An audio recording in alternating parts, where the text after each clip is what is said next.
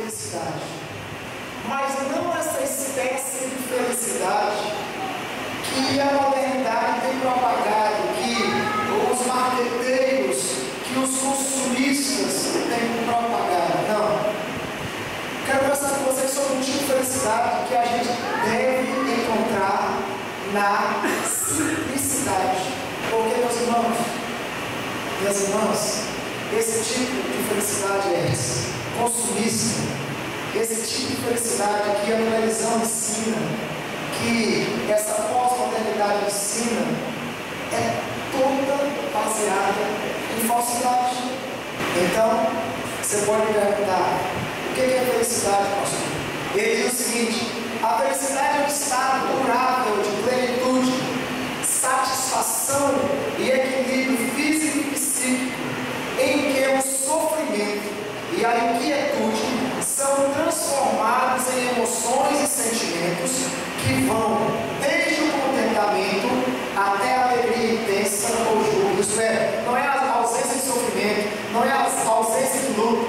Felicidade é você conseguir transformar tudo isso em um sentimento de contentamento, de alegria intensa ou júbilo. A felicidade tem ainda o significado de bem-estar espiritual e paz interior. A proposta de felicidade de Deus para o homem nunca pretendeu, irmãos amados, ser baseada em nada além de satisfação e contentamento. Por isso que Jesus disse, há 2000 anos atrás: não andeis ansiosos em relação à vossa vida, porque isso não vai adiantar nada, pelo contrário, só vai piorar.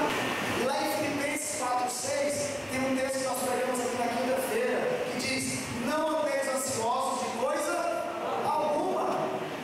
Pelo contrário, em tudo, porém, sejam conhecidas diante de Deus as vossas petições pela oração, pela súplica, com ação de graças. Meus irmãos, minhas irmãs, a ansiedade dos nossos dias está acabando com a nossa felicidade. Sabe por quê? Quem é ansioso gasta toda a sua energia com ansiedade, gasta toda a sua energia com preocupação e não lhe sobra energia para ser feliz.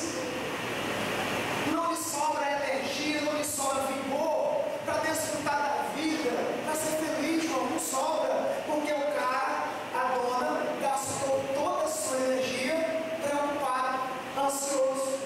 Jesus sabia que as pessoas estariam ocupadas, correndo atrás de coisas da vida, que não teriam tempo para si mesmas. Jesus sabia que você não ia ter tempo para você mesmo. Quantas vezes você, mulher, na correria da semana, para e fala assim: gente, eu não tive tempo de passar no caminho, de passar no protetor, eu não fiz nem minha unha. Já aconteceu isso contigo? Nunca descansa.